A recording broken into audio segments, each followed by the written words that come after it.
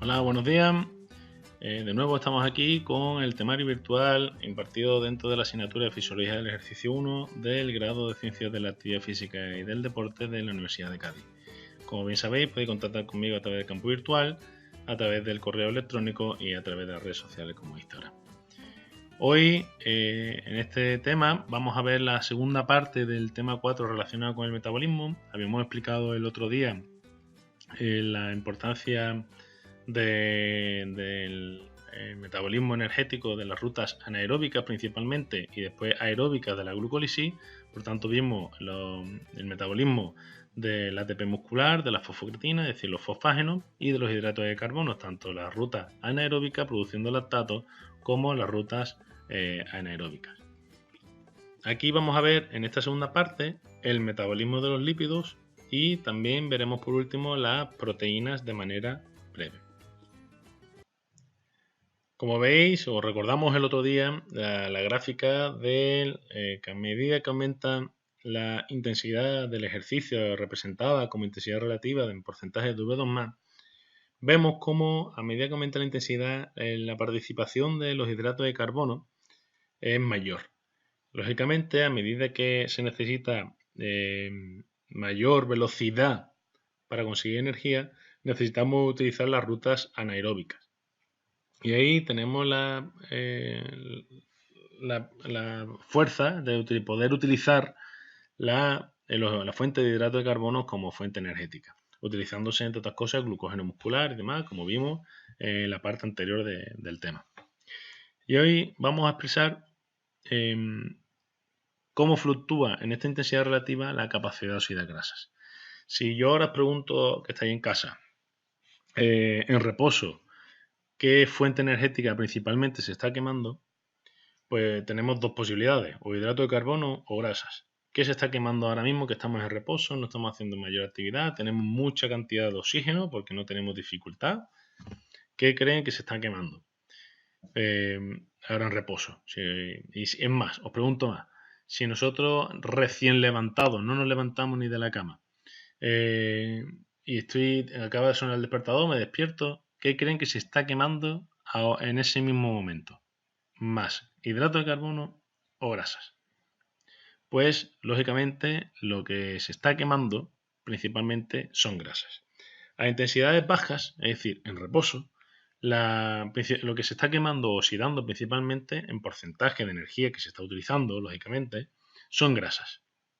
Sin embargo, a medida que va aumentando la intensidad, el porcentaje de esta ruta metabólica de las grasas va disminuyendo, lógicamente, porque es una ruta de conseguir energía demasiado lenta, que necesita demasiado oxígeno para poder obtener energía. Si no, si vamos a hacer un ejercicio ya de alta intensidad, vemos cómo va decayendo conforme aumenta la intensidad, dando la prioridad a utilizar los hidratos de carbono durante el ejercicio. Eso está expresado en porcentaje de grasa. Si nosotros expresáramos esos mismos parámetros en gramos de grasa, que son valores absolutos, vemos como en reposo, en situaciones bajas de intensidad de ejercicio, la cantidad de gramos, el primer punto rojo que se ve, es muy poquita, muy poquita. Realmente la cantidad de kilocalorías que estamos gastando en situación de reposo, aunque el 80%, 90% venga de las grasas, la cantidad de grasa que estamos quemando en ese momento en reposo por minuto es muy poca comparada con la del ejercicio. Entonces, cuando nosotros vamos aumentando la intensidad del ejercicio, como hemos dicho anteriormente, va a ir aumentando conforme a la intensidad la cantidad de grasa que se está quemando expresado por gramos por minuto. Pero va a llegar un momento que va a alcanzar un punto máximo y a partir de ahí, a partir de cierta intensidad, empieza a decaer, dando prioridad absoluta a los hidratos de carbono, llegando un momento que la participación de las grasas es 0 gramos de grasa porque la intensidad del ejercicio es muy alta, por encima del 80 del V2+, la intensidad del ejercicio es tan alta que la participación de los lípidos es nula, no se consigue nada. Bien, con esto, individualmente cada persona va a tener una parábola, como veis descrita en la diapositiva, en la cual se expresa dos términos súper importantes que tenéis que saber. Por un lado está el MFO, MFO. MFO viene de las siglas en inglés de Maximal Fat Oxidation, oxidación máxima de grasas, que quiere decir el punto más alto en cuanto a gramos de grasa quemados por minuto. Entonces, es el valor representado en el eje Y. Sin embargo, también existe otro parámetro que es muy importante, que es el Fatmax. ¿Qué quiere decir el Fatmax? El Fatmax es la intensidad a la cual se oxida más grasa. Es decir, ese punto más alto, ¿a qué intensidad ocurre? Entonces, ese parámetro viene determinado por intensidad, que se expresa normalmente en porcentaje de V2+, pero se puede expresar en cualquier parámetro de intensidad. Puede ser porcentaje de frecuencia cardíaca máxima, puede ser expresado en vatios de bicicleta, puede ser expresado en velocidad, todo parámetro relacionado con intensidad. Por lo tanto, Fatmax es un parámetro de intensidad, a qué intensidad ocurre, y el MFO un parámetro de gramos de grasa que se quema absoluto por minuto. Existen varias líneas de investigación. De hecho, nosotros en nuestro grupo de investigación tenemos una línea fuerte, potente sobre estos test. De hecho, vamos a empezar a hacer un proyecto en breve relacionado con esto. Vemos que el Fatmax y los gramos de grasa a intensidades bajas es muy poquito y a medida que aumenta la intensidad disminuye hasta cero. Esa es la curva patrón. Pero es que la zona de quemar es altamente individual. Es decir, cada persona tiene un punto de oxidación máxima de grasa determinado. Podemos decir que se engloba dentro del 55, 60%, pero es que depende mucho del tipo de persona. Si eres atleta, si eres sedentario, si tienes tu composición corporal, de tu género. Existen muchos factores que afectan a la capacidad de oxidar grasa de una persona. Por lo tanto, es una capacidad individual. Al igual que la capacidad aeróbica, al igual que la capacidad de flexibilidad, cualquier capacidad es individual de cada persona y es un parámetro que es interesante de medir. Pero sí que es cierto que cada persona tiene una zona en la cual quema más grasas. Y esto se determina con este tipo de curvas. ¿Qué ocurre cuando no se aumenta la intensidad? Sino que la intensidad es continua y se prolonga el ejercicio. Pues que el porcentaje de energía va disminuyendo. En cuanto a hidrato de carbono, los hidratos de carbono van disminuyendo porque el ejercicio se hace extenuante y la participación de las grasas va aumentando conforme va el tiempo. En consonancia, este artículo publicado ya hace tiempo, en 2001, en una revista muy prestigiosa de Journal of Physiology, por un fisiólogo del ejercicio como es Luc Van Loon, que es muy bueno, y los coautores son muy buenos a nivel internacional, a nivel europeo, de lo mejor que hay en cuanto a fisiología del ejercicio. Vemos en este estudio que ellos midieron el sustrato utilizado en cuanto a porcentaje de energía y hicieron que los sujetos vinieran en diferentes ocasiones. Una, estuvieron midiéndole durante 60 minutos el uso de energía en reposo. Como veis, principalmente es grasa, aunque cierta parte puede ser de glucosa. Pero ahora hicieron que los sujetos estuvieran pedaleando a 3 intensidades diferentes durante 30 minutos, para ver la oxidación de grasas, cómo se mantenía durante esos 30 minutos. Y veían que durante intensidades bajas, por debajo del 40% de la potencia máxima, veían que principalmente la quema de grasa priorizaba sobre los hidratos de carbono o glucógeno. A medida que iba aumentando la intensidad, también aumentaba la participación de glucosa y llegaba un momento que por encima del 75%, más del 50% del uso de energía viene del glucógeno, no de la glucosa, del glucógeno. Y disminuye considerablemente la participación de las grasas. Bien, para entender cómo se oxida grasa durante el ejercicio y demás, tenemos que entender un poco cómo se estructuran los lípidos. Entonces, Los lípidos son la gran mayoría poseen una estructura constituida a partir de ácidos grasos. Entonces esto es, tenéis que entender que es una estructura química en la cual contiene un montón de átomos de carbono, tiene hidrógenos y oxígeno. Particularidades que tiene, son hidrófobos, que no se disuelven en agua, y que para transportarse por la sangre, como no se disuelven en agua, son hidrófobos, y encima tienen carácter que son ácidos. Como comprenderéis, los ácidos no pueden viajar libremente como quieren por el torrente sanguíneo, porque se provocaría acidez. Entonces, los ácidos grasos se pueden encontrar lógicamente de forma libre, pero en muy pequeña cantidad en el torrente sanguíneo. De hecho, es menor al 1% de los ácidos grasos que van libres, corresponde realmente a la forma libre. Solamente un 1% puede ir libre, porque si no formaría acidez. Por tanto, la gran mayoría de las proteínas van unidas a transportadores. Una de ellas son la proteína albúmina. Los ácidos grasos van unidos a la albúmina. Después tenemos diferentes ácidos grasos que forman diferentes familias. O sea, los lípidos son una gran familia y dentro de los lípidos están los ácidos grasos. ¿Vale? Una de ellas son los triglicéridos. Los triglicéridos está compuesto por 3 ácidos grasos, por eso se llaman tri, unidos a una molécula de glicerol, un aceite, y forman los triglicéridos. Los triglicéridos es una de las moléculas que se forman y que son muy usadas en el organismo como almacén lógicamente, de grasa. Existen otras familias como los fosfolípidos, esteroides, ecoinozoides y demás, que no son importantes dentro del metabolismo, son más bien estructurales y demás. Como hemos dicho, para ser transportadas en la sangre, estos ácidos grasos se unen a proteínas formando también lipoproteínas, es decir, pueden ir libres unidos a la albúmina o también formando unidos a ciertas proteínas que se llaman lipoproteínas. Estas lipoproteínas sí que van a ser solubles, dado que la proteína se encuentra por fuera y los ácidos grasos se encuentran por dentro. Estas lipoproteínas seguramente las habéis escuchado alguna vez.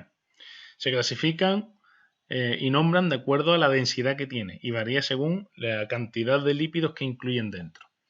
Por un lado están las de baja densidad y por otro lado las de alta densidad. Y existen 4 clases, 4 tipos de lipoproteínas. Por un lado los kilomicrones. Los kilomicrones son los que forman, se forman en la mucosa de las células epiteliales del intestino delgado y van a transportar los lípidos de esa dieta al hígado. Es decir, todos los lípidos que hemos adquirido a través de la dieta van a ser transportados a través de los kilomicrones al hígado, desde donde se va a distribuir al resto del cuerpo. Estos kilomicrones están formados por 1 o 2% de proteína, 85% de triglicéridos, 7% de fosfolípidos y 6-7% de colesterol.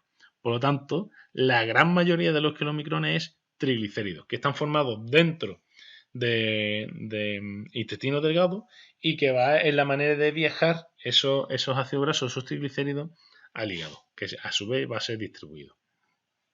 Por lo tanto, son los principales responsables de transportar triglicéridos al tejido adiposo y a la célula muscular para su almacenamiento. También las lipoproteínas de muy baja densidad, que son las VLDL. Se forman en los hepatocitos también y contienen 10% de proteína, 50% de triglicéridos, 20% de fosfolípidos y 20% de colesterol. Y después las dos últimas son las lipoproteínas de baja densidad, de sus siglas en inglés LDL, que todo el mundo lo conoceréis como el colesterol malo, que supone 25% de proteína, 5% de fosfolípidos y 50% de colesterol. De ahí que se relacione como el colesterol malo porque puede provocar cierta patología cardiovascular. Si están presentes en grandes cantidades, puede depositar colesterol dentro y alrededor de las células musculares, pudiendo provocar ciertas placas lipídicas y la convierten esos vasos sanguíneos en impermeables. Por lo tanto, no pueden traspasar, por lo tanto, aumenta el riesgo de enfermedades coronarias. Y por último tenemos la lipoproteína de alta densidad o HDL, que son 40 o 45% proteína, 5%, 10 triglicéridos, 30 fosfolípidos y 20 colesterol. A este se le llama como el colesterol bueno porque ayuda o remueve el exceso de colesterol de la célula y lo transporta al hígado para su almacenamiento. Esto de todas maneras se ve en detalle en otras asignaturas más específicas. De hecho, en nutrición también se habla bastante. Entonces, no es tan principal el objetivo, es simplemente que entendáis en esta asignatura que los lípidos, los ácidos grasos no pueden viajar de forma libre. Está por un lado las proteínas albúminas que transportan los ácidos grasos libres. Por otro lado existen las lipoproteínas que son los mecanismos donde van a viajar la mayor cantidad de triglicéridos a través principalmente de los kilomicrones y las VLDL. Los triglicéridos, ¿qué son? Hemos dicho que son 3 moléculas de ácido graso unidas a una molécula de glicerol. La molécula de glicerol está en azulito claro y los 3 ácidos grasos están en color gris. Los triglicéridos son los lípidos más abundantes del cuerpo. Y la dieta, por lo tanto, es muy importante de cara a nosotros. Son la forma más concentrada de energía química y aportan más del doble de energía química por gramo que los hidratos de carbono. Es decir, una gran cantidad de energía acumulada. ¿El problema que tiene? Que para poder obtener esa energía se necesita mucho tiempo y oxígeno. Bien, ¿esos triglicéridos dónde se almacenan? Pues se almacenan principalmente en los adipocitos, en las células del tejido adiposo. Como sirve de almacén, ¿cómo va a actuar el organismo si es necesario oxidar grasas? Cuando nosotros vamos a hacer o nos ponemos a hacer ejercicio, se va a producir la lipólisis. ¿Lipólisis qué es? La liberación de ácidos grasos que están almacenadas dentro del tejido adiposo al torrente sanguíneo. Eso es lo que se conoce como lipólisis, la cual está mediada por las hormonas como las catecolaminas y veis ahí expresada la cascada de señalización que ocurre cuando esta hormona funciona. Cuando se va a hacer el proceso de lipólisis, se activa el proceso de unión de las catecolaminas con su beta receptor. Esa beta receptor va a producir la activación de la adenilato ciclasa, que va a provocar la activación de la proteína quinasa A, esa PKA. La proteína quinasa A es fundamental porque una vez activada va a fosforilar. ¿Fosforilar qué quiere decir? Dar un grupo fosfato a la proteína que está ahí siguiente, la HSL o la hormona liposoluble. Esa hormona liposoluble cuando se fosforila, cuando capta un grupo fosfato, se activa. Y esta proteína es fundamental. ¿Por qué? Porque es la que va a hacer la que va a los triglicéridos y va a romper los triglicéridos en los diferentes elementos, que son los 3 ácidos grasos y glicerol, liberándolo al torrente sanguíneo. Por lo tanto, las catecolaminas hacen esta cascada de señalización para activar la hormona liposoluble que, una vez fosforilada, activada, va a hacer que se produzca la ruptura de los triglicéridos liberándose al torrente sanguíneo. Esto es como lo que se conoce como lipólisis. Hemos dicho que la hormona principal que produce la lipólisis es la adrenalina. Por lo tanto, tenemos que decir que es un proceso metabólico que está sometido a regulación hormonal. Las hormonas más importantes reguladoras de la lipólisis son las catecolaminas y la insulina. Las catecolaminas, principalmente la adrenalina, es la que estimula, activando la adeniciclasa o adenilato ciclasa y aumentando el AMP cíclico y demás, como hemos hablado, activando la PKA. Pero la insulina, ¿qué va a hacer? Todo lo contrario. Es la principal hormona que va a inhibir la lipólisis. Por lo tanto, tenemos que saber dentro de la regulación de la lipólisis que existen dos hormonas, una que activa y otra que inhibe. La principal hormona que activa es la adrenalina o catecolamina y la principal hormona que inhibe es la insulina. Lógicamente existen otras hormonas y adipoquinas que también van a controlar y ayudar a la lipólisis. Muchas de ellas están aquí descritas, por ejemplo la hormona del crecimiento, está la leptina, que ya lo veremos en el tema de endocrino, la importancia que tiene, la testosterona es una hormona que lógicamente favorece la activación de la lipólisis, pero también existen otros inhibidores como, aparte de la insulina, como es el factor de crecimiento similar a la insulina, la adenosina, el neuropéptido I, todos son inhibidores de la lipólisis. Hormonas inhibidoras. Una vez se ha producido la lipólisis y se ha liberado los ácidos grasos al torrente sanguíneo, ¿cómo se pueden llevar esos ácidos grasos al músculo para el ejercicio? Pues se necesita transportadores de ácido graso. Hemos hablado ya que esos ácidos grasos no pueden ir libremente por el torrente sanguíneo. Entonces, principalmente va a ir unido esos ácidos grasos libres a sus proteínas que se llama albúmina. Una vez llega del torrente sanguíneo y llega al músculo, ¿cómo se capta esos ácidos grasos a través del músculo? Por proteínas transportadoras. Estas proteínas transportadoras de ácidos grasos libres al interior del músculo la tenéis que saber. Existen tres tipos. Está la FAT-CD36, FAT-PM y la FAT. Esas tres proteínas son transportadoras de ácidos grasos libres al interior de la mitocondria. Y esto, por ejemplo, en personas sedentarias está afectado. Es decir, el nivel de transporte al interior del músculo, dependiendo de la actividad física, puede ser que tengamos mayor cantidad de proteína que si no hacemos ejercicio y tenemos disminuida esta cantidad de proteínas transportadoras de ácido graso libre al interior del músculo. Por tanto, una vez el músculo ha captado estos ácidos grasos, tenemos que transportarlos al interior de la mitocondria. Entonces, tenemos varias proteínas transportadoras al interior del músculo y una vez dentro, tenemos que transportarlos al interior de la mitocondria para oxidar los ácidos grasos. En la proteína transportadora de ácido graso al interior de la mitocondria se llama CPT1, carnitin palmitoil transferasa. Carnitin palmitoil transferasa 1. Y es la proteína que se encarga de transportar los ácidos grasos al interior de la mitocondria para que se oxiden. Esta proteína principalmente se encarga de los ácidos grasos de cadena larga, los pesados, los que tienen muchos átomos de carbono. Los ácidos grasos de cadena corta podrían entrar sin la necesidad, no son dependientes de la CPT1. Y una vez está dentro de la mitocondria ese ácido graso, ¿qué proceso metabólico ocurre? La beta-oxidación. No confundir beta-oxidación con lipólisis. Son dos procesos diferentes. Entonces la beta-oxidación ocurre dentro de la mitocondria. Y es este proceso que tenemos aquí.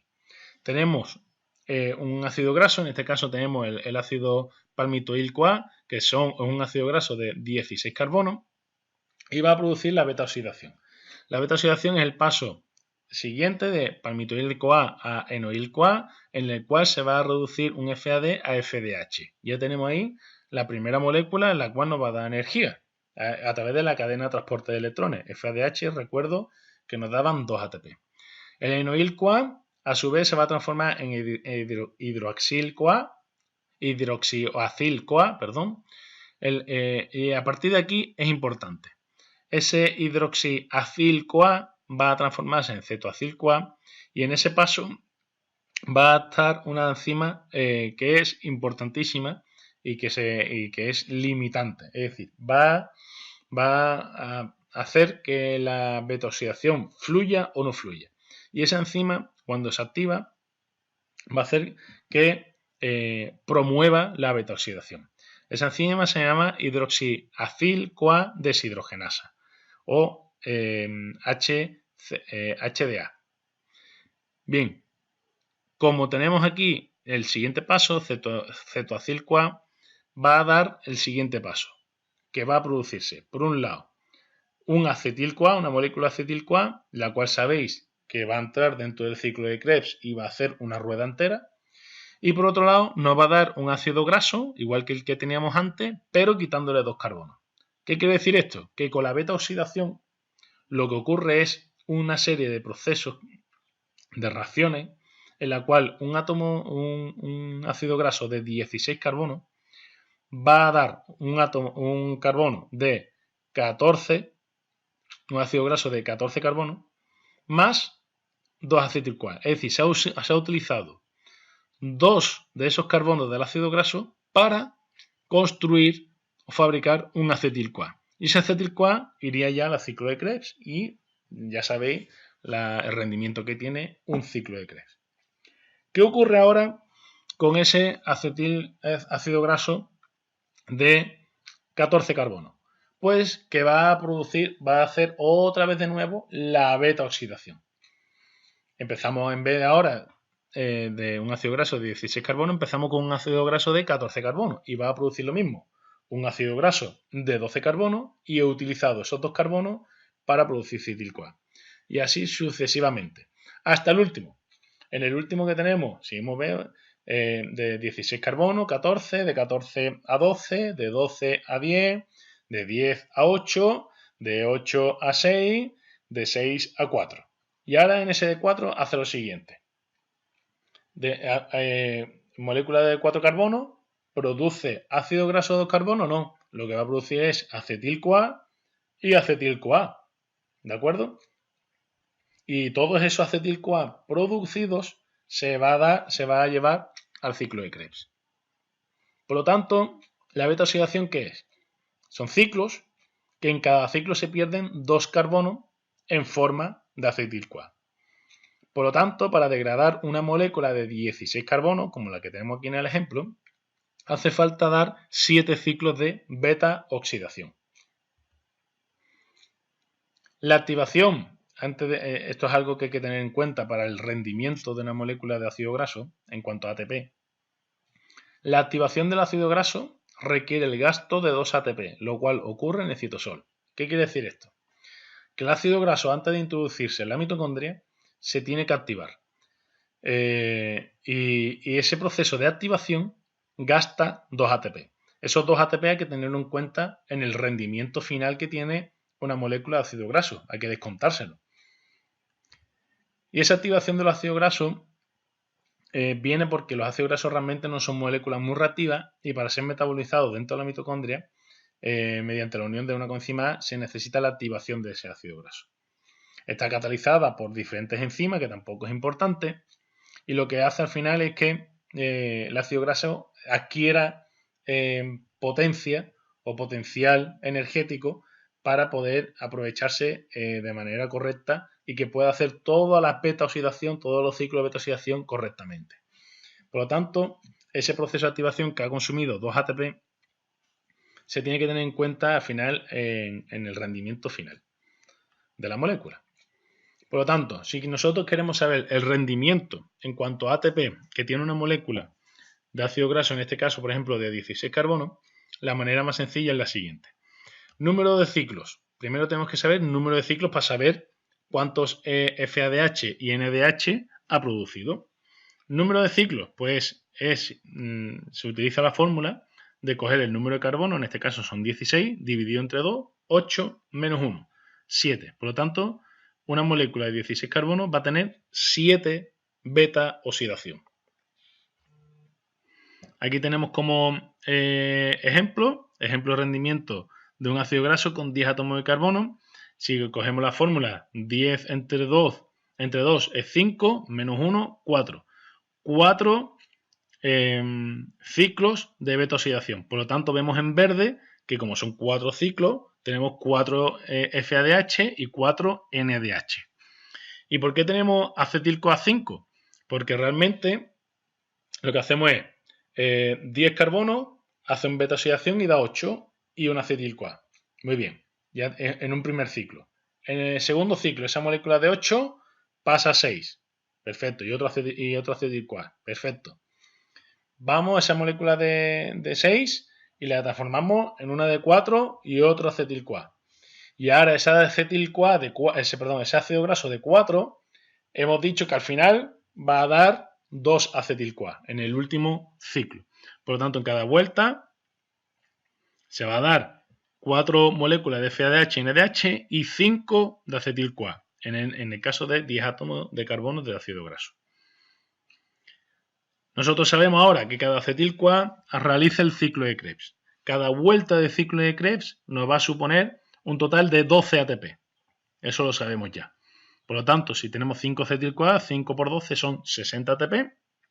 Y también sabemos que nos va el FADH y NADH, cada rectángulo verde son 5 ATP, ¿vale? Porque FADH son 2, NADH son 3.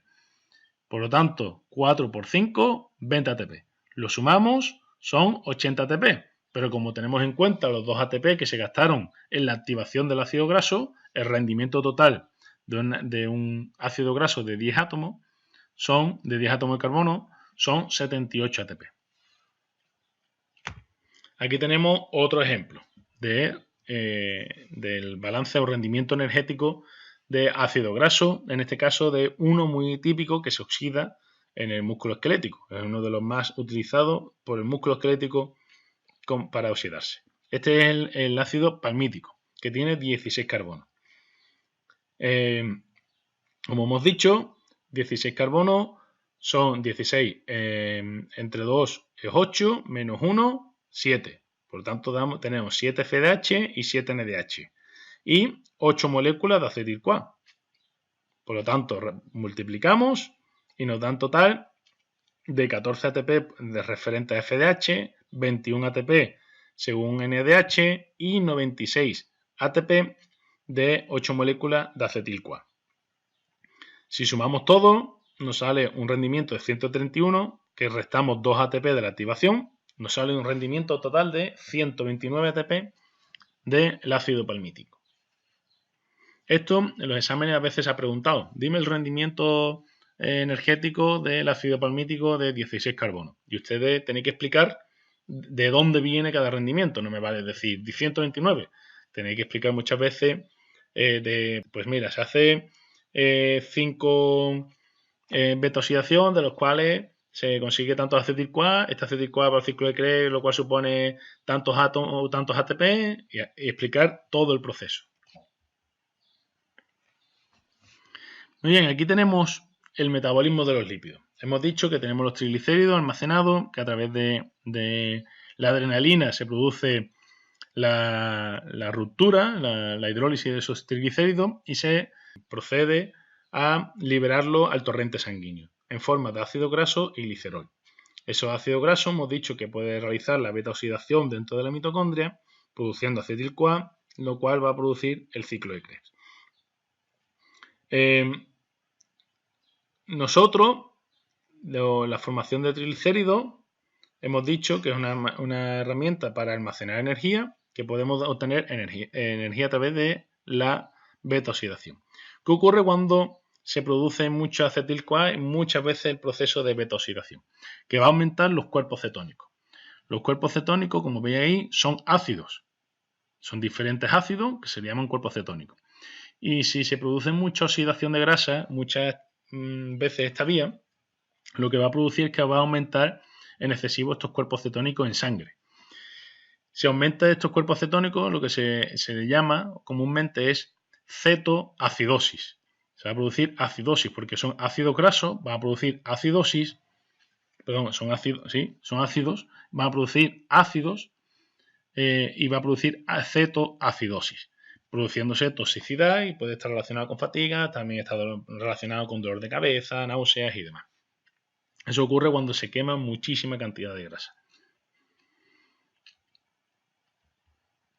Bien, antes de pasar a la diapositiva, quiero decir que el glicerol que se ha liberado se puede utilizar para entrar dentro del proceso de glucólisis a través del gliceraldehído 3-fosfato y a partir de ahí hacer el proceso de glucólisis, ácido pirúvico, acetil-CoA y también obtener energía. Por otro lado, estamos viendo el proceso de lipólisis y cómo hace el proceso de beta-oxidación y de obtención de energía, pero el proceso anabólico, fabricación de triglicéridos, puede determinarse de muchas maneras. Como veis, la glucosa, que está en color lila, hace gliceraldehído 3-fosfato, pero también se puede convertir en glicerol y convertirse y utilizarse para formar triglicéridos. A su vez, el acetil-CoA, antes de entrar en el ciclo de Krebs, puede utilizarse para fabricar ácido graso y triglicéridos. A su vez, también ciertos aminoácidos también puede provocar que se convierta en acetil-CoA y esta a su vez en ácido graso y triglicéridos. ¿Qué quiere decir esto? Que las reacciones que se realizan de triglicéridos hasta la oxidación, se puede hacer a la inversa. Es decir, que si no se oxidan, que si no se queman con ejercicio, eso se acumula en triglicéridos. Es decir, el exceso de glucosa, como no se va a quemar, se va a convertir en triglicéridos. A esto se le llama lipogénesis, fabricación de, en este caso, de lípidos de triglicéridos. Esto es anabolismo de los lípidos, lipogénesis. Las células del hígado y las células del tejido adiposo pueden sintetizar lípidos a partir de glucosa o aminoácidos estimuladas por la insulina. La lipogénesis se produce porque se consumen más calorías de las que se necesita para la producción de ATP. Por tanto, todo ese exceso de hidrato de carbono, proteínas y grasas en la dieta tiene siempre el mismo destino, convertirse en triglicéridos. Ya hemos dicho en la diapositiva anterior que algunos aminoácidos pueden sufrir estas reacciones, pasar de aminoácido a acetil-CoA, de acetil-CoA a ácido graso y se almacenan en forma de triglicéridos. Y la glucosa tienen dos vías. Una glucosa es de glucosa 3-fosfato, glicerol y se almacena en forma de triglicéridos. Y la otra es, seguimos la glucólisis hasta acetil-CoA y pasa a formarse ácido graso, acumulándose, lógicamente, lípidos en el organismo. Haciendo un resumen hasta ahora, viendo el tema que hemos expuesto de la parte 1 y este de lípidos, se resumen en esta diapositiva. Vemos ahí arriba a la izquierda que a través del músculo se puede consumir ATP y fosfocreatina. Es decir, la manera más rápida de conseguir energía para ejercicio de alta intensidad, como por ejemplo un salto, viene determinado por la cantidad de ATP muscular que tengamos y de los niveles de fosfocreatina que tenemos en el músculo. Ya con ejercicios de alta intensidad, pero que duran un poco más, que no duran un segundo, sino que duran a partir de un segundo hacia arriba, tener gran importancia la glucólisis. La glucólisis tenemos dos opciones de encontrarlo. Por un lado está el glucógeno muscular, que lo vemos ahí en la diapositiva. Ese glucógeno muscular va a hacer el proceso de convertirse en glucosa 1-fosfato y en glucosa 6-fosfato. Y a partir de ahí hace la glucólisis. Como bien sabéis, si hacemos alta intensidad, esa glucólisis lo que va a producir es lactato, en la cual va a oxidarse el NADH a NAD a través de la lactato deshidrogenasa, y ese lactato se puede liberar al torrente sanguíneo para liberarse a través de la respiración o captarse por el hígado y hacer el ciclo de Cori. Bien, hemos dicho que la glucosa, también que va por el torrente sanguíneo, puede ser captada por la célula a través de la insulina. La insulina activa el GLUT4, que se ve en verde, y son los transportadores de glucosa, pudiendo hacer el almacén de glucógeno o hacer la glucólisis también. En este sentido, si se capta glucosa del torrente sanguíneo, por oxidarse, normalmente suele ser aeróbico. Por lo tanto, sería la glucólisis hasta piruvato. Este piruvato se mete dentro de la mitocondria y se convierte en acetil-CoA a través de la piruvato deshidrogenasa. En este paso también se oxida un NADH a NAD y ese acetil-CoA va a producirse el cambio, el paso hasta el ciclo de Krebs, haciendo todo el proceso de ciclo de Krebs que después va a dar a la cadena de transporte de electrones, como ya hemos visto en las diapositivas anteriores. Y por último, como hemos visto en esta parte, los ácidos grasos libres son captados por diferentes proteínas transportadoras, entre ellas la CD36. La CD36 va a transportarse hasta la mitocondria, en la cual va a captar a través de la CPT1, la carnitina pamiditotransferasa, el ácido graso. Los ácidos grasos hacen la beta-oxidación dando acetil-CoA, la cual va a ingresar dentro del ciclo de Krebs, la cual también va a producir diferentes coenzimas para transportarse a la cadena de transporte de electrones. Y también la lipólisis puede ocurrir dentro de la célula muscular. Como bien sabéis, dentro de las células musculares se encuentran gotitas de triglicéridos, la cual también tiene que producirse la lipólisis y se produce la ruptura o hidrólisis en ácido graso, la cual va a tener que entrar dentro de la mitocondria a través de la CPT1 y hacer la beta-oxidación y demás. Por lo tanto, esta diapositiva resume bastante bien lo visto hasta ahora. Por último, vamos a terminar este tema con el metabolismo de las proteínas. Las proteínas realmente no se utilizan, su función principal no es el metabolismo. Las proteínas son tan importantes para el organismo que no puede aprovecharse para utilizarlas como moneda de conseguir ATP. Es muy raro que sirva como fuente energética. ¿Por qué? Porque por un lado tiene funciones reguladoras del organismo. Son funciones que van a estar activando y desactivando ciertas reacciones. Tiene una función estructural, que es súper importante. Todas las funciones estructural que tienen las proteínas, como por ejemplo el músculo esquelético, está formado por proteínas. Entonces, el organismo intenta reservar las proteínas para esas funciones, no las va a utilizar para energía. Pero existen ciertos momentos en los cuales podrían llegar a utilizarse como energía, pero lo normal es que no se utilice. ¿En qué momentos se utilizan las proteínas como fuente energética? Pues en momentos, por ejemplo, en los cuales no existe la ingesta adecuada, es decir, existe una dieta hipocalórica. Entonces puede haber momentos en los que se utilizan ciertas proteínas para obtención de energía. También se puede utilizar cuando se hace un volumen de entrenamiento enorme, que por ejemplo los maratonianos y demás, que muchas veces entrenan por encima de la fuente de la ingesta calórica que tienen. Entonces, dependiendo del volumen de entrenamiento y demás, puede en ciertos momentos utilizarse las proteínas como metabolismo. Entonces, hay que explicarlo un poco, aunque no es tan importante. Veremos cómo se puede obtener energía a través de las proteínas. Como bien deberíais saber, las proteínas son moléculas grandes que contienen también carbono, también tienen hidrógeno, oxígeno y tiene la particularidad que también tiene nitrógeno. Las proteínas están formadas por diferentes aminoácidos. Los aminoácidos son como los ladrillos que van a formar una proteína, una pared, ¿vale? Entonces los aminoácidos, existen 20 aminoácidos diferentes en los cuales, dependiendo del ladrillo que sea, van a formar una proteína u otra. Son 20 aminoácidos, son 20 ladrillos diferentes, 20 aminoácidos diferentes, que dependiendo cuál pongas, va a formar una proteína concreta u otra. A todo ello, hay que distinguir en las proteínas 3 grupos funcionales importantes unidos a un átomo de carbono. Por un lado está el grupo amino, que está por un lado, por una parte de la cadena, el NH2, el grupo amino que tiene nitrógeno. Está por otro lado el grupo carboxilo, el COH, que está en el otro extremo, y la cadena lateral. La cadena lateral es diferente en cada aminoácido.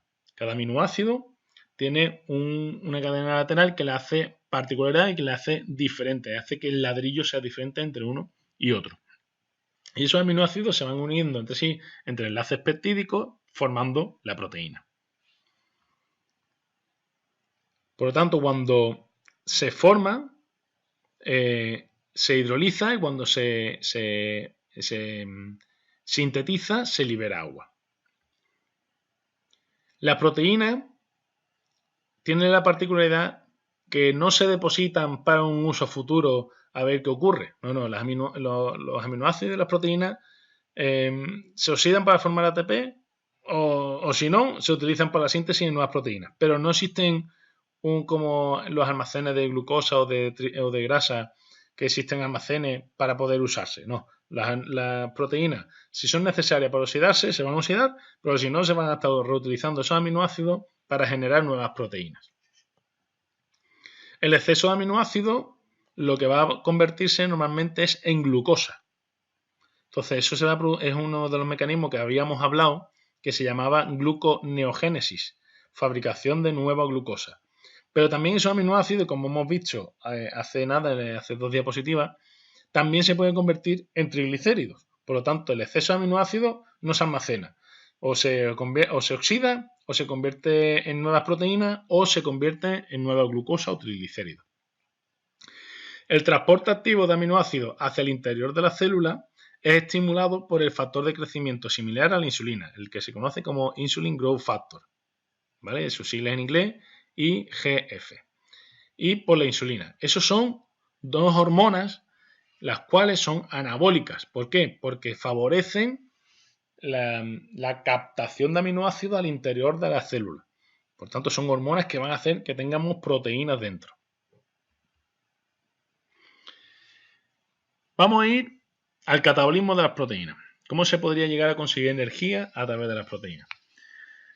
Realmente las células pueden oxidar pequeña cantidad de aminoácidos para generar ATP por el ciclo de Krebs. Y, lógicamente, si hace ciclo de Krebs, cadena de transporte de electrones. ¿Cómo lo puede hacer? Pues tiene diferentes opciones. Dependiendo del aminoácido que sea, pueden participar en el ciclo de Krebs como diferentes moléculas o incluso antes. Lo vemos mejor en la gráfica o en el dibujo. Vemos que existen diferentes aminoácidos que están en rosa y dependiendo del tipo de aminoácido que sea, se pueden convertir en diferentes moléculas, siendo parte previa del ciclo de Krebs o incluso en alguna parte, alguna molécula concreta del ciclo de Krebs. Entonces, dependiendo del aminoácido que tenga, podrá participar en una de esas partes. ¿Cómo lo hace? Ese aminoácido tiene que perder el grupo amino. Esto es importante que lo sepáis. Cuando se van a oxidar las proteínas o se va a producir el catabolismo de estas proteínas, lo que se va a producir es el proceso de desaminación. Perder el grupo amino. Desaminación. Ese NH2 se va a perder, se va a producir esa pérdida principalmente en los hepatocitos y va a producir amoníaco, NH3, que es secretado principalmente por la orina. Por eso muchas veces, si queremos ver si hay degradación de proteínas, se puede medir en la orina la cantidad de amoníaco que tiene, es decir, la cantidad de urea que tiene la orina, porque es un sinónimo o nos refleja si se está viendo demasiada degradación de proteínas debido a nuestra cantidad o volumen de entrenamiento. Pero eso, hemos dicho que se tiene que producir la desaminación. Y una vez producida la desaminación de ese aminoácido puede entrar ya en las diferentes partes que estamos viendo en el dibujo. Puede entrar tanto como ácido pirúvico, estos son los aminoácidos de alanina y demás que ven ahí representados. Puede entrar como parte de acetil-CoA, que es la primera moneda de intercambio del ciclo de Krebs, pudiendo generar todo lo que genera una vuelta del ciclo de Krebs, o entrar ya en alguna parte en concreto del ciclo de Krebs que no tendría tanta productividad en cuanto a rendimiento de ATP, como vemos en la imagen. Y ahora vamos a ver la otra parte del metabolismo de las proteínas, que es el anabolismo, que eso sí ocurre bastante, sobre todo con el entrenamiento, el ejercicio es algo importante para nosotros, que es el crecimiento muscular, normalmente viene determinado por esto, por el anabolismo de las proteínas. ¿Qué es el anabolismo? Es la formación de uniones peptídicas entre aminoácidos para formar nuevas proteínas. Esto normalmente se le conoce como biosíntesis de proteínas, la cual habéis visto en bachiller y que se ocurre en los ribosomas dirigido por el ADN y el ARN de la célula. Es decir, un estímulo, por ejemplo, de hipertrofia muscular, va a desencadenar que se copie la información del ADN para fabricar nuevas proteínas.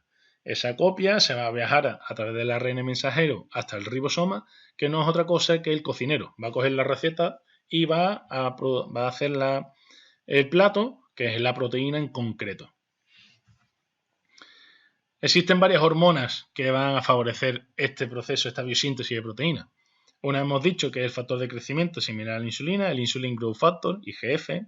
También existen otras hormonas como son las hormonas tiroideas, la propia insulina, los estrógenos, la testosterona. Todas ellas estimulan la síntesis de proteínas. Y ocurre todo el proceso contrario que hemos visto en el proceso del catabolismo. Antes hablábamos de desaminación, perder el grupo amino. Cuando nosotros vamos a construir proteínas, tenemos que hacer todo lo contrario, ganar ese grupo amino, que se llama transaminación. Cuando el grupo amino se transfiere desde un aminoácido para formar otro, es lo que se llama transaminación. Por ejemplo, el ácido pirúvico y los ácidos del ciclo de Krebs se llaman en conjunto cetoácidos. Esos cetoácidos pueden convertirse en aminoácidos mediante la adición de un grupo amino, que es NH2. Por tanto, se forma de nuevo un nuevo aminoácido y un nuevo cetoácido. Ese es el proceso de transaminación, ganar un grupo amino que se tiene que dar para generar anabolismo de las proteínas. Aquí tenéis un resumen del tema del proceso que ocurren dentro del metabolismo de cada uno de las fuentes energéticas. Por un lado, de los hidratos de carbono tenemos tanto el catabolismo de la glucosa, que viene determinado por la glucólisis, ciclo de Krebs y cadena respiratoria, como el anabolismo de la glucosa, el cual hemos denominado glucogenogénesis, que es la formación de glucógeno que se almacena como un depósito de producción rápida de ATP. Hemos dicho que el glucógeno puede convertirse en glucosa a través de la glucogenoélisis. También hemos dicho que la conversión de aminoácidos, glicerol y ácido láctico en glucosa también se conoce como gluconeogénesis, que es anabolismo de la glucosa.